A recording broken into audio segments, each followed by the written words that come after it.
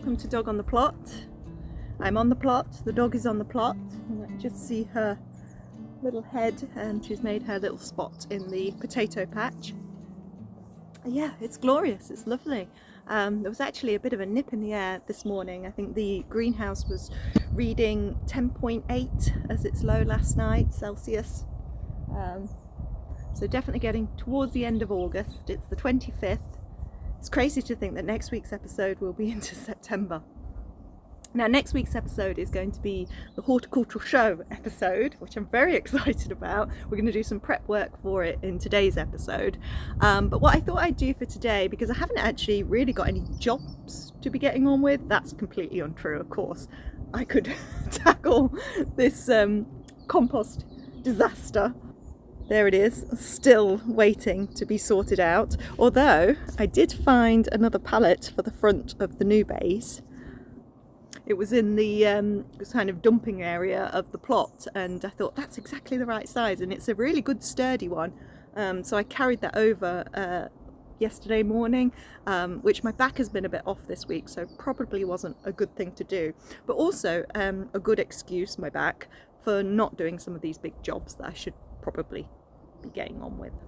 But as I'm not doing those things, yeah, I thought what we would do is have a little stop at each of my growing spaces today. So we're starting with the plot, and then we're going to do the front garden, and there is a little job I want to do on the front garden, and then we'll go into the back garden and see if anything needs doing in there. Not sure it does. And then we're going to do our prep work for the horticultural show. It's lovely and quiet down here today. Really nice.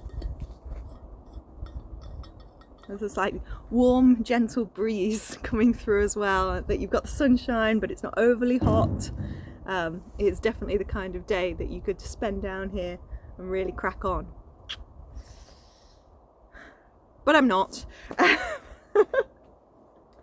Instead, we're just going to have a little look around. I'm not going to harvest anything, I don't think, because I want to come back this evening to get a few bits for the weekend.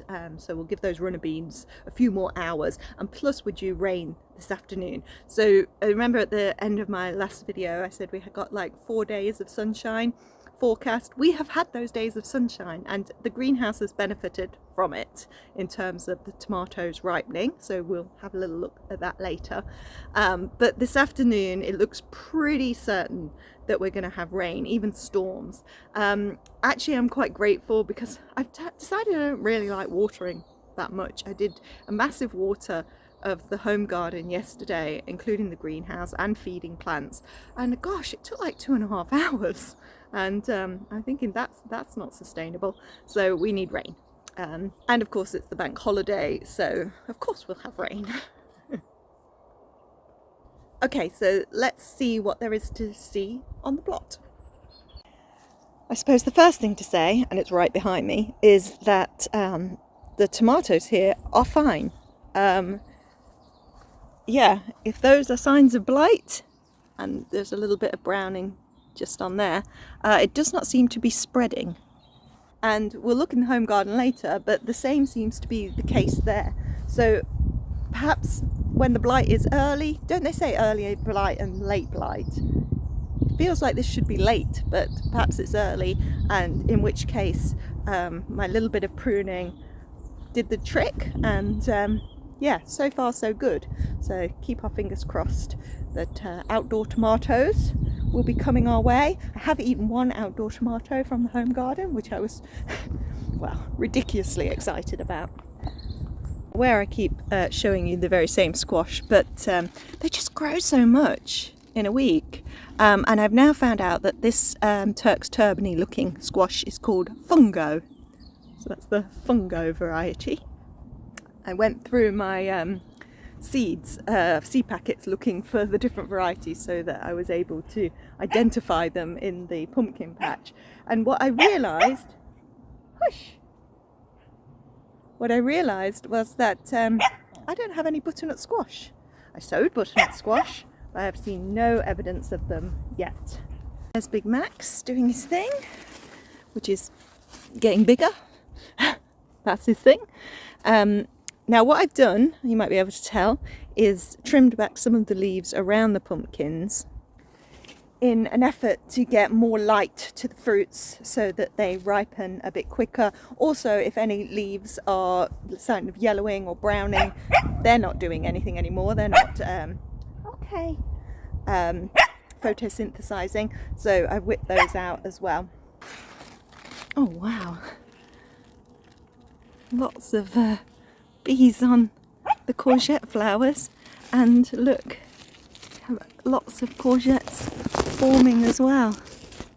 I showed you this tromboncino on the way in, but it is really getting long. And this one I'm not picking because I want to save it for the horticultural show, so I'm just hoping it doesn't get blemished in the meantime. Sunflowers looking good. I think these are the China Cat variety from Real Seeds. This one is an absolute monster, and let me just show you the trunk. It is a trunk, it's not a stem. Look at it, huge. And then this one's just coming out. Oh, beautiful. The other thing I was saving for the show, but I'm not sure now, is this kohlrabi, but it's looking a little bit too blemished. So I think it might be worth cutting that one now, because you don't want them to get too big because they get woody then. I still haven't done anything with the peas and they're just getting drowned in weeds now. But I want to leave the pods on so that I can collect them to sow next year. So ones like that. Oh, can you see it? There it is. I'm waiting for those to go brown and then I can collect the seed.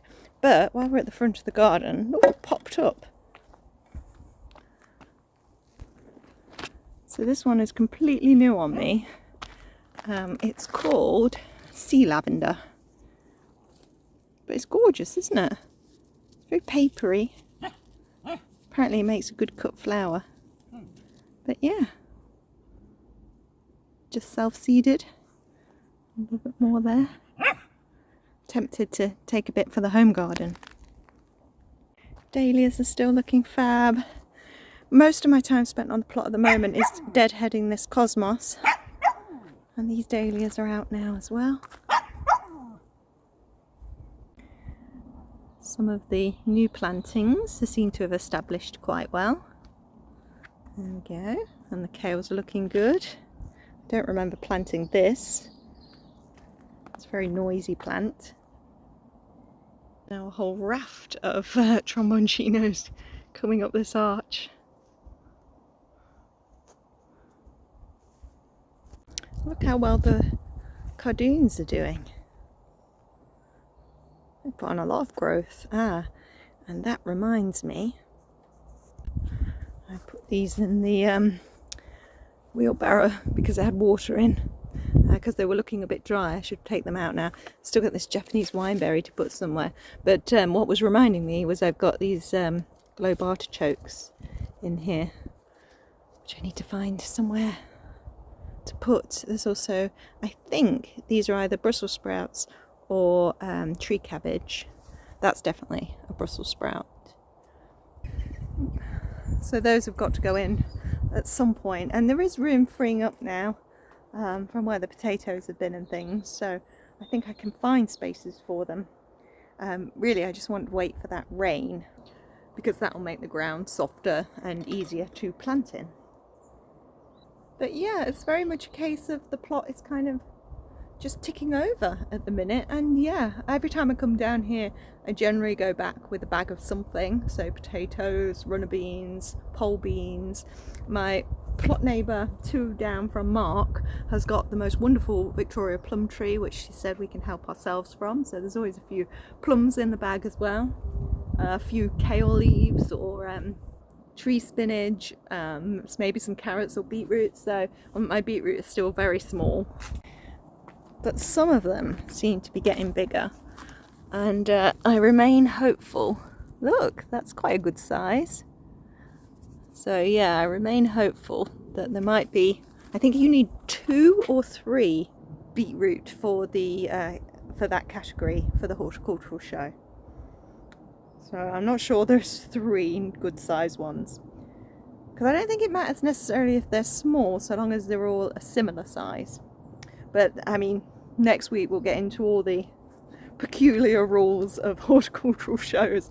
As I've mentioned before, this is my first time exhibiting at a horticultural show, but I have been to one, and so I've got some idea of what it is I'm trying to achieve. Someone's gone behind a cloud. In an effort to actually do something and make this worthwhile visit, although actually just being here is always worthwhile, I'm going to take the covering off of the brassicas because they have done their thing now. I've had the broccoli from them. They do have side shoots of broccoli which need kind of frequent picking, which isn't very easy when it's under the netting because it's pinned down on all sides, so you kind of have to crawl in from one end. And if the butterflies want them at this point, then they are quite welcome to them really, and perhaps they'll stay off of some of the other stuff. So yeah, I'm going to take the covering off.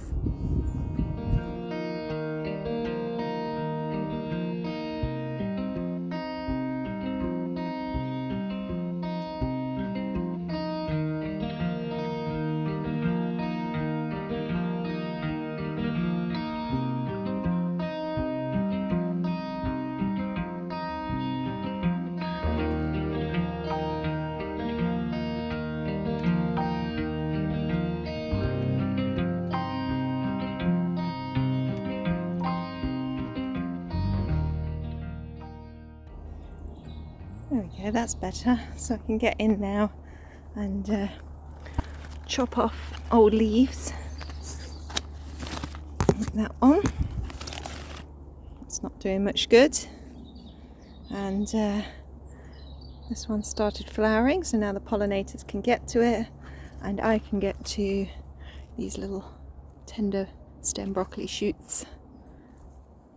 And now I've got some fleece that I can put over this one and protect the new seedlings and make a cage for the dog.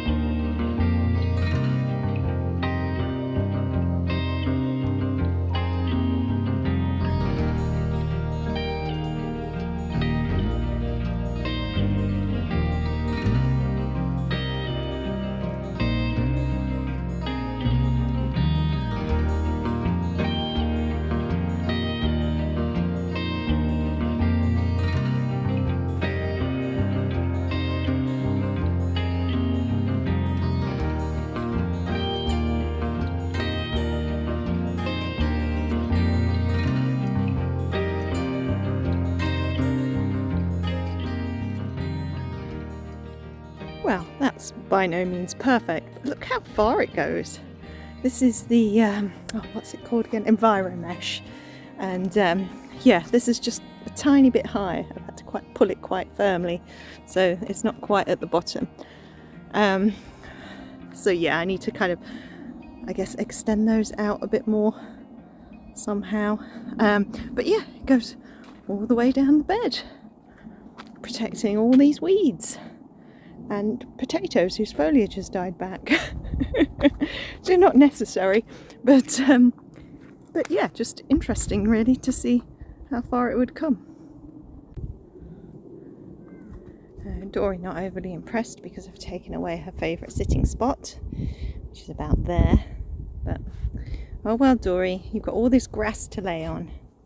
Yes, you have. Instantly, the butterflies are in. Like, what's this fresh meat that I can lay my eggs on? No, I'll go to those ones over there. Just walk by the edge of the plot. Look at Jim's grapes. Wow. Go all along up there, and then he's got like a grape vineyard type thing over here as well. Incredible. He's got 2 plots. You can see beyond these posts, there's lines there of grapes as well. On my side, this is the vine that he gave me. And I popped it here, which is a random place to put it, but I put this pole next to it.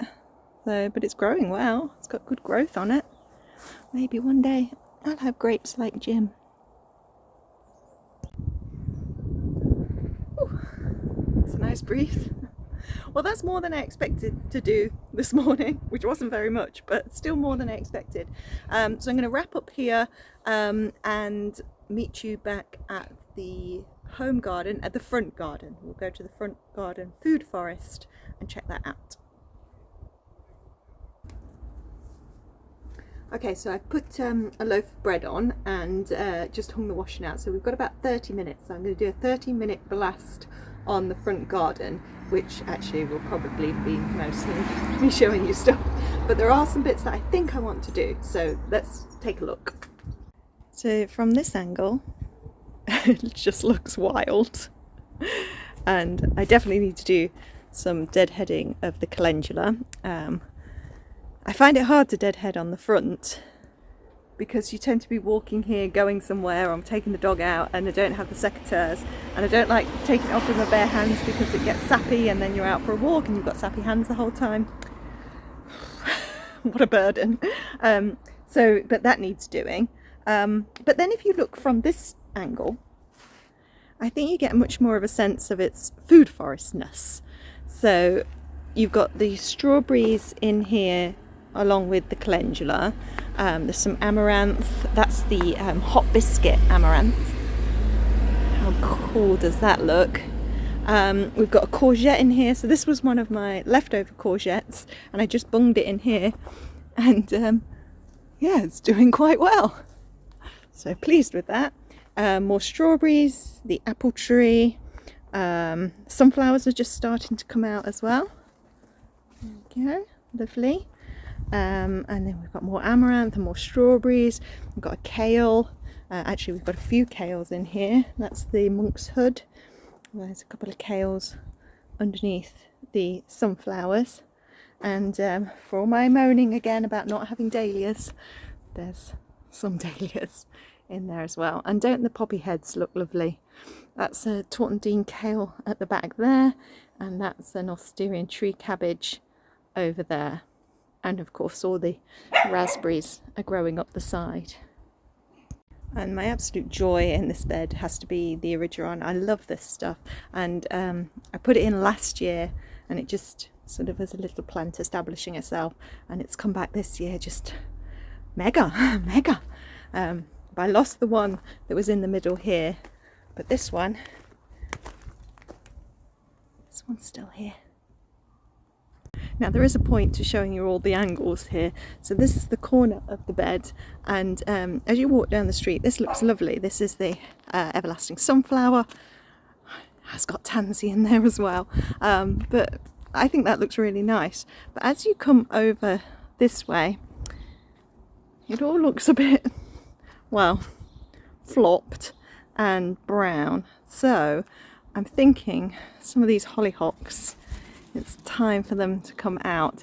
And to be fair, I think they've done pretty much all their flowering. It seems a shame when there are still flowers on it, but yeah, I think it's time for them to come out. And plus they shade out other stuff in here, which I've got gladioli, and I'm hoping, there's the flower spike, look, I'm hoping they might be ready for the horticultural show. Apparently you only need two gladioli for the entry, and I've had quite a few come off here already which have been beautiful, but obviously too early for the show. Okay, so I've got the big loppers, and I'm going to take some of those hollyhocks down. I think I might leave these ones because they still look nice, so they can perhaps stay.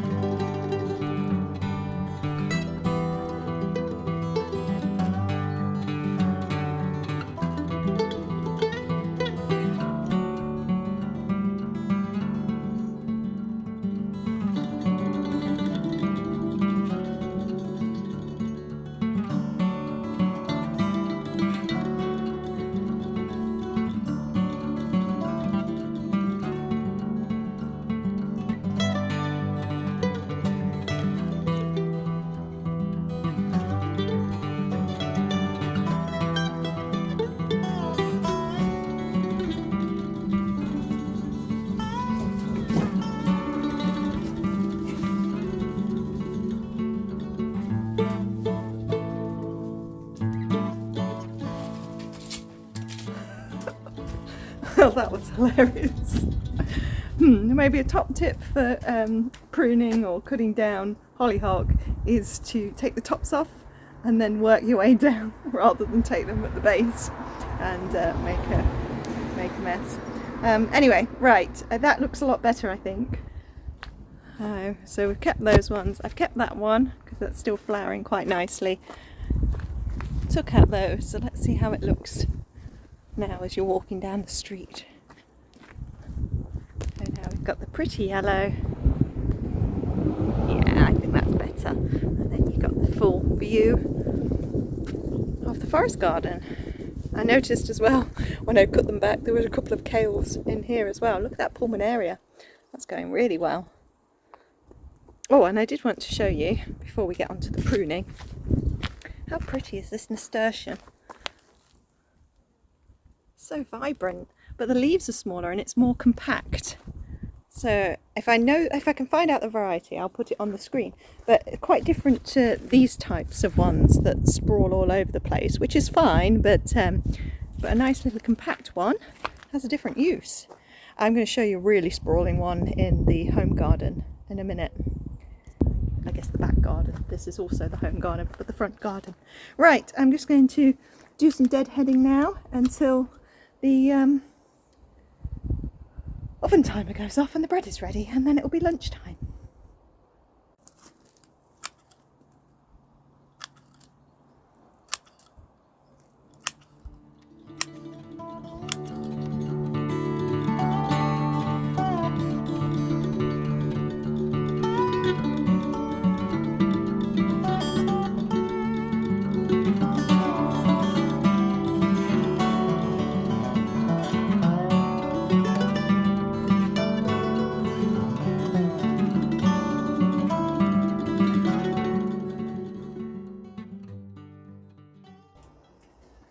And our last stop on this tour is the home garden. So I've eaten my body weight in sourdough bread, and while I was eating I was listening to Pippa Chapman talk on the Permaculture magazine YouTube channel about her forest garden and forest gardening generally. So very in keeping with what we've just been doing in the front garden. Plus my Tortentine kale is actually from Pippa Chapman. She has a eBay store where you can buy cuttings of some of her plants, and it's quite a bargain really. I got 4 perennial kale cuttings for £10 I think, and she threw in some Babington leeks, although they didn't take, and all the cuttings took beautifully. So I can propagate because I did those because they just came as slices of kale stalk and you had to root them. So I did manage to do that. So now I've got one in here, one in the front, one on the allotment, and I've got one still in a pot that's meant for Liam's dad, but I just haven't seen him all year. So at one point I will give him that. Anyway, she has a book called, I think it's called The Food Forest Backyard, so I might ask for that for my birthday, which is coming up. So talking of cuttings, let's just check my tender perennials. That feels a bit light, maybe it needs watering, but they're still in there, they're still alive. They looked a bit sad the other day. I think it got too hot in here and I moved them for a bit, but yeah. They seem to have pulled through. In terms of sowings, just lifted the lid off. Stuff has come up. This one's very good. What have we got in there? What does that say? Pak Choi. Well, it's the right time of year for it, and that is Baboona. Oh, some spring onions have come up, but these were massively disturbed. What's that one? Lettuce, Wongbok, dill, I think spinach in that one, massively disturbed by the mouse. So the hollyhock, I think they were coming for the hollyhock seeds. Luckily I have a load more hollyhock seed now. I did send some hollyhock seed off to the Incredible Seed Library a few weeks ago, so I have got a lot already from last year, so I don't know how much of that will save, how much will just go straight into the compost heap, and then probably make volunteer plants wherever I use that compost. Okay, so the things I want to show you in the home back garden include the tomatoes, of course. So we're in the greenhouse, there's no sign of blight. These huge ones are continuing to get huge but not colour up. Sun gold is still like one at a time coming. Some chocolate cherry over there that are coming, and yeah, still slow going really, even though we've had all this sunshine. Here's the blue fire, which, do you remember I said I thought these weren't far off? I looked it up and actually they go red. They go red and they go quite cosmic. So nope, still got some time to wait for those. Rather excitingly, do have aubergines forming. There you go. They're a little bit marked, but hopefully they won't get nibbled before they're ready. Cucumbers are still coming. Oh, that's a nice long one. There's a couple over here as well. They're probably ready to be picked. There's another aubergine. And this pointy red pepper, still not red. Tomatillos. Oh, I forget who said in the comments now to repot my tomatillos. I'll put it on the screen. And that will give them a boost, and it absolutely did. They put a lot of growth on, and look at all these lovely little lanterns. They're still not huge, but definitely better. And I did the same with this tomatillo, the big one, and yeah, little lanterns. I don't know that I'm going to get very much off of those, but try again next year. Now, just outside the greenhouse is the main thing that I wanted to show you this week. This is about to get exciting. I grew a straw flower. Look at it. In fact, there's another little flower on the edge there. Ooh.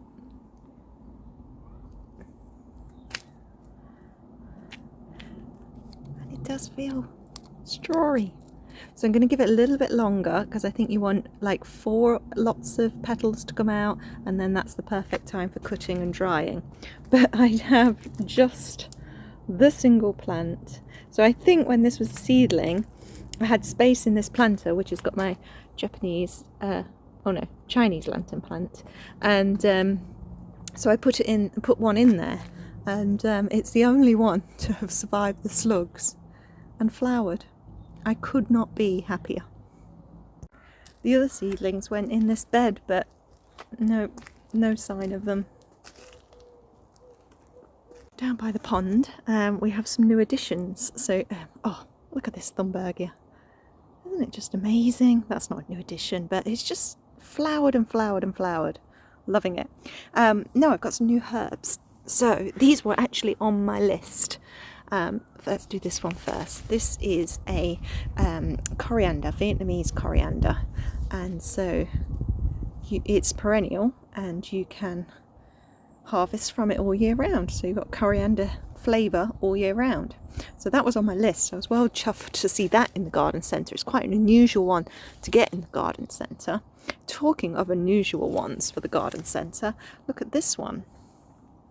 Have you ever heard of a mushroom plant? I hadn't. That's what it looks like. Another perennial. It tastes like mushroom. So kind of like an oyster mushroomy taste. So I have already been adding it to things, because the more you pinch it out, obviously the bushier it will get. Now all of these I will bring into the greenhouse over winter, because although they are perennial, they're not necessarily totally hardy in our climate. And then finally this one is blackcurrant sage, which is another one that I had on my list for quite a while. No idea what I will use it for, but yeah, smells of blackcurrant. Really does. So as well as those herbs, this also happened to fall into my basket. This is Tropicana canna. Never had a canna before. Sounds like something I would kill. but I'm going for it because, oh my god, the foliage is gorgeous, isn't it? Look at that. Whether it'll flower, I don't know. I'm not sure if there's time left in the season now for it to flower, and I am going to protect it over winter, so it'll go into either the lean-to or the greenhouse. But yeah, I think it's one of those, is canna's one of those things that Monty Don has been saying that he won't grow anymore if it doesn't survive this winter. Something that has flowered and is absolutely gorgeous is the chocolate cosmos. Now I'm pretty sure when I talked about this before, all the blooms had been eaten by slugs, but this one has survived. Just look how deep the colour is, and it smells like chocolate. It really does. Unfortunately just the one bloom on there at the moment. Perhaps excessive with the staking. But if I just pan over, a not quite so pleasing colour, and it's going to be hard to pick up on the video actually, is this red rose. I don't know what we're calling it, the family rose, because we've all got one. Me, my mum and my sister, but it's not the one that I bought. It was I bought a Joro orange rose, and this is clearly not orange. It's a pretty bog standard, kind of insipid red, but we've all got one now. Oops. But yes, I did complain and I did get my money back. Behind me there, you could see everything that's waiting to go out. Yep, there are still brassicas, strawberries, September is the time to plant out strawberries, so I'm just keeping those going along at the minute. And I do actually have to, that's another thing I had as a job for the front garden, was to check which runners have developed roots. And these are the seedlings from the 2nd of August, wasn't it? All doing really well, and I've put them in the water in readiness to plant out, because I think I'm going to do that before the rain comes. I'll show you where. On the way, I'm just passing this, which is a bolted lettuce. It's self-seeded in this bed, and I've just left it. I've not really eaten much from it, and then it started to bolt, and I thought, well, being it's in a flower border, it can, and we'll see what happens. And this is what's happened. I did not know that lettuce flowers look like that. How pretty is that? So yeah. But here is the bed that I'm thinking some of that stuff can go into. I've just removed a lot of bolted lettuce actually from this bed, and the seedlings that you can see in here are Asian greens that I direct sown. I'm not very good at direct sowing. These don't look brilliant. I'm just going to plant into this bed, and if any of them don't mind the disturbance and grow, then great. If not, no big deal. No big deal, Dory. No big deal. It's quite shady, this bed, and because this is a bit of a wild area down here, the slugs seem to come straight out and eat everything that's in there. So it's making me a bit hesitant to put the brassicas and the beetroot, which are mainly the things that I've got in those plugs, because they'll just get eaten. But maybe I can put a few in, take a chance and see what happens. Oh, my apple tree now only has one apple. The other one fell off, and it did have a little insect mark on it, but I just cut that bit out, and it was delicious. So I was super pleased, because obviously you buy an apple tree and they're not cheap, and you kind of have to go on the description of it, how it tastes, unless you know someone with that tree. And this one is called Sunset, so now I can recommend the Sunset variety. Here's that nasturtium I was talking about. I mean, it's ridiculous, isn't it? Absolutely ridiculous. One plant. That is one plant. Mad. Mad. Just coming down this way, there's the Christmas potatoes. See the amount of growth that they put on in just that 1 week, as I showed you them last week, and have now earthed them up. So the soil is pretty much up to the top of the tub. And to do that, I used, come through the jungle, spent soil from tulip planters and other such bulb planters and things that were just dead. And I've got a whole trug worth of spent soil there, which I can add to my beds or bottoms of pots or things, depending on what's needed. And that brings us to the tomatoes and an assessment of the blight situation. So as you can see, the whole thing is not black and dead. There are still signs. So you can see there's some blackness on the stem, but it doesn't seem to be spreading if it is blight. And try not to fall over a bucket. And yeah, the plants look pretty okay. And there's little fruits on them. And speaking of fruits, doing well with the segues today, the pink lemonade blueberry is cropping. I've had a few. There's a good one.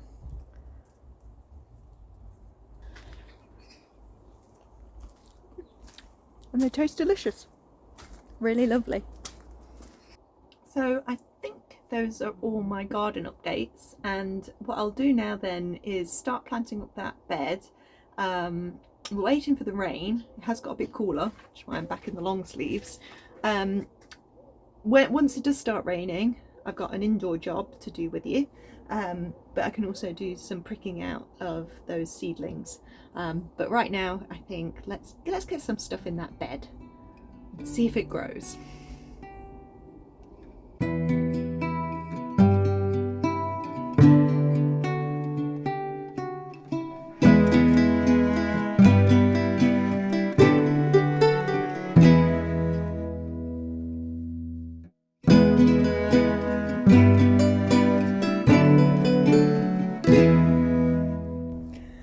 Oh, this looks really pathetic, but in the end I decided to put the rest of the leeks in, a few kales, and then dotted in between some beetroot and some chard. But yeah, we'll see what comes of that bed. I don't have particularly high hopes. It just feels sometimes like a losing battle when it comes to the slugs, and with the rain forecast for later. I can just see that they're all going to come up from over here. Just think, oh, buffet. Anyway, we will cover it up and hope for the best. And so yeah, I think I'll just get on with a bit of pruning, weeding, whatever, or that hollyhock needs cutting up for the compost heap. So yeah, do some jobs out here until the rain comes, and then I shall meet you inside for the final segment of this week's video. Okay, welcome to the kitchen. We're actually 24 hours later because the rain never turned up. But it has rained now, and actually it's rained really well because the water butt is full, which is great. And everything I put in the ground yesterday has had a good water in. Now we're in the kitchen because this is my horticultural show prep. I'm going to make some jam. I've made jam before. I made jam last year, in fact, and it didn't set particularly well. So this year, because it's for the show and the jam needs to be set for the show, I've got some pectin, and I'm basically just going to follow the recipe on the pectin packet. So nothing special going on here. So for the horticultural show, the home produce category includes a jar of fruit jam, must have a label with date and type of fruit.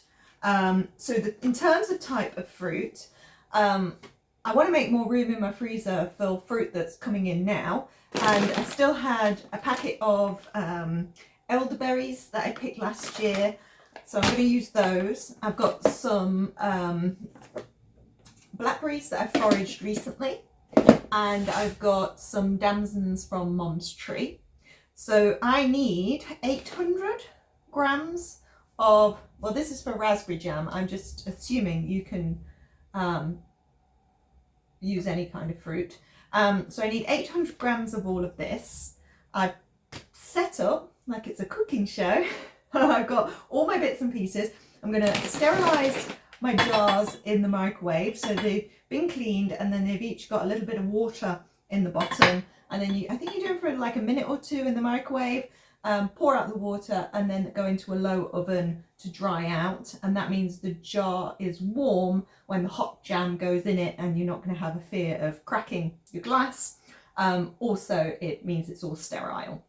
The lids obviously can't go in the microwave, so they're in a pot of water, boiling water, and then they'll also go in the oven to dry out. I've also got a jam thermometer, but I've put a saucer in the freezer to do the little wrinkle test so that we know the jam will set. And I found my big pot, and I think that's it. I did just want to show you that I did save some of the hollyhock seed when I was doing the compost yesterday. So I've got even more hollyhock seed now. Maybe I'll send it again to the Incredible Seed Library. They'll probably say we don't want any more hollyhock seed. Also in the last 24 hours, well, it's been 24 hours, so clearly I've been to a garden centre in that time. So today, this morning, went to 2 garden centres and have come back with some goodies. So I will show you those at the end of the video and hopefully show you some nice jars of jam. No idea how much this will make, so I'm doing 5 jars just to be on the safe side. Okay, let's get to it. Okay, immediate change of plan.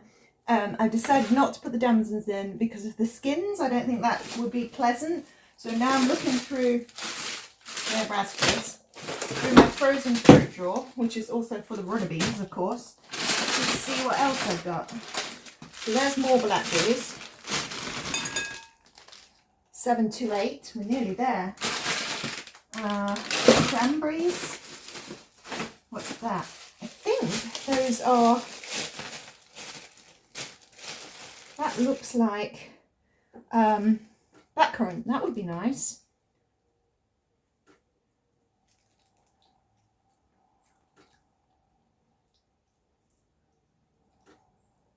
Yeah, that's definitely blackcurrant. 8.15, that'll do. I'll just take some of the strings out.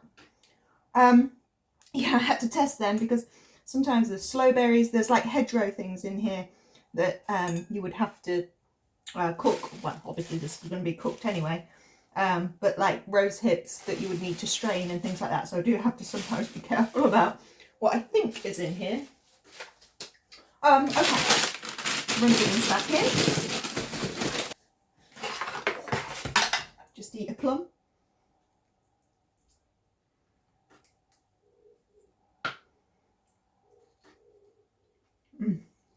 So good.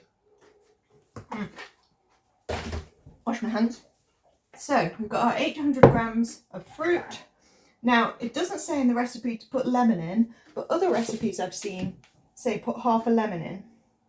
This randomly says put in a knob of butter, which I've never heard of.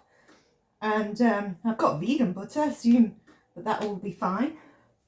And I've got a bit, yep, just enough. Okay, I need a, do I put this in now? Maybe I'll get it cooked first, then put the lemon in. I'm guessing the lemon is just to help preserve anyway. Right, let's get this in the pan. Okay, the fruit is defrosted. It's smelling very nice. The juices have come out and starting to run. So I think we're on to the next stage because it says just until the juices run and the fruit softens, which it has. Add the sugar and pectin and heat gently. So 1 kilogram of sugar. Oh, it's insane, isn't it? I was sugar-free for a long time.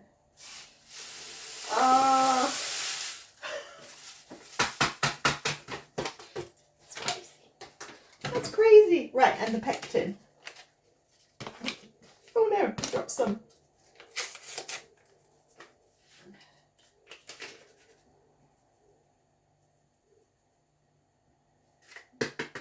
what I did last year when I didn't have pectin was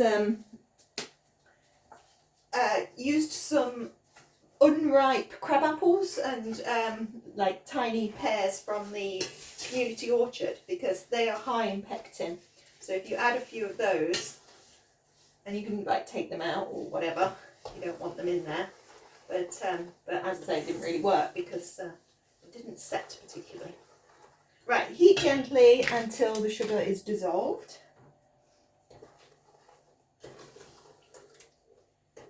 Wow, looks like jam. Oh, I think this was the point that other recipes put the lemon in.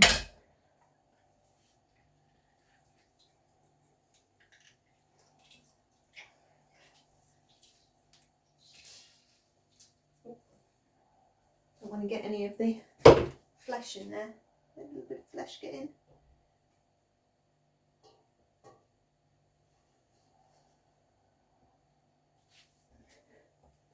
No one's going to want a chunk of lemon in their jam. Oh, that smells really good now. Okay. So we don't want it to boil, we just want the sugar to dissolve. Then we're going to put in the butter and increase the heat to a rolling boil so that it bubbles vigorously, rises in the pan and cannot be stirred down. Which sounds frightening.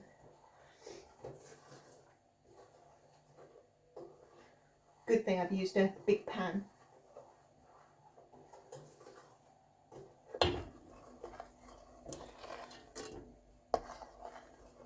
Right, I can't hear any more sugary scrapes, so I think it's all dissolved.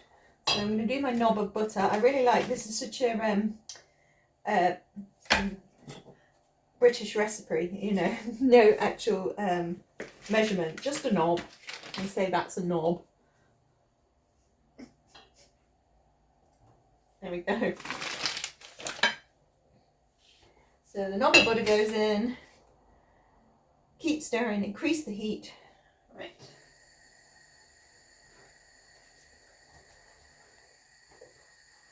I wonder if the butter is there to help it be shiny.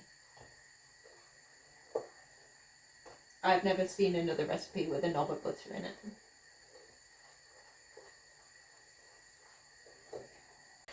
Right, it's finally started to boil. Oh, and here it goes. So it's got to come up and not go down.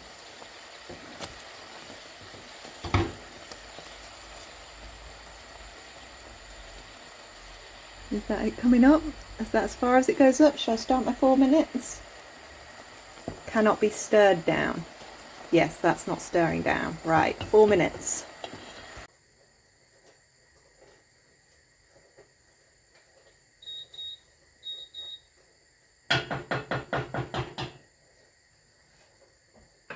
Right, let's see what the temperature is. Yep, that's gone up to jam temperature.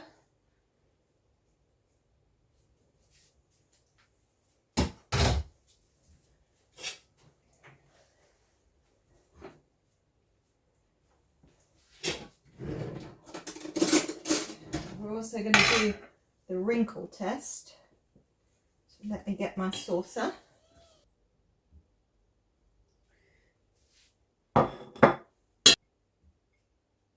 How long do you leave it? Tastes good.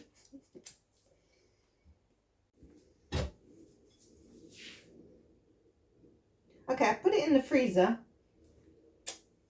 and that seems to me set. I'm going to go for it. Right, I need my jars.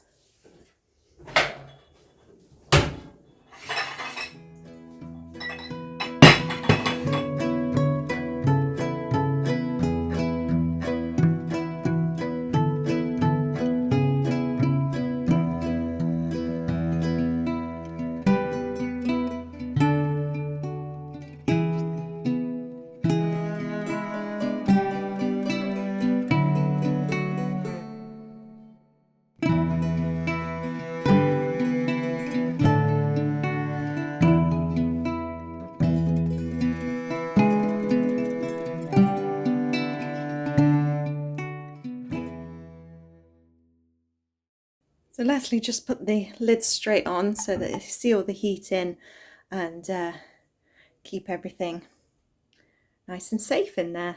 But yeah, you can see the pips. I don't mind pips in jam. That's how you know it's real jam, isn't it? Well, it seemed to be setting, so oh, it's all good fun, isn't it? And I guess right on the jars, because I just had that half a jar with the little one, but that's good because it means I can test it as well. Cool. I'll probably put the big jar in for the show because that's quite an impressive looking specimen. Talking of impressive looking specimens, let's go see the plants that I bought today. So I don't have any heleniums and I love them. And every time I see them on TV, and if you remember I saw them in Wales when I took you around the garden there, and they just look fabulous. So I got two. These were 2 for £10, but just look at the colour. This is my colour, burnt oranges. Love it. And this went so well with it. I also got another hydrangea to kill. Have very little luck keeping these alive, but got seduced by the beautiful colour of the petals as this one has aged. So that was a £5. My bargain was this Brunera, which was in the Pawley corner for £3. It's, I think, St. Alexander one. Oh, Alexander's great, and yeah, looks pretty good. Well, I mean, it doesn't. It looks a bit damaged, but it was definitely the best of the bunch there, and it's got plenty of new growth. I think it will be fine. So yeah, that was 3. And then I got what I'm calling a poor man's Brunera. So this is a Lamium, White Nancy, and that was a £1. But yeah, similar kind of thing going on with the silvery leaves. And as you can see, the sun is shining now, so probably a good idea to get these in while the ground is nice and moist, and they can settle in over the bank holiday weekend where we're due way more rain. So so that's all good for new plantings. And yeah, I think I'm going to sign off for this week. So thank you for joining me. If the jam thing was weird, let me know. If you liked it, let me know. I'll do some more cookie things if you want. I know some of you have asked me to do a sourdough bread video, and it is on my list of something to do, perhaps over the winter when not much is happening in the garden. But yes, have a lovely bank holiday for those of you in the UK. The rest of you have a lovely end of August, and I shall see you in September for the horticultural show. Take care.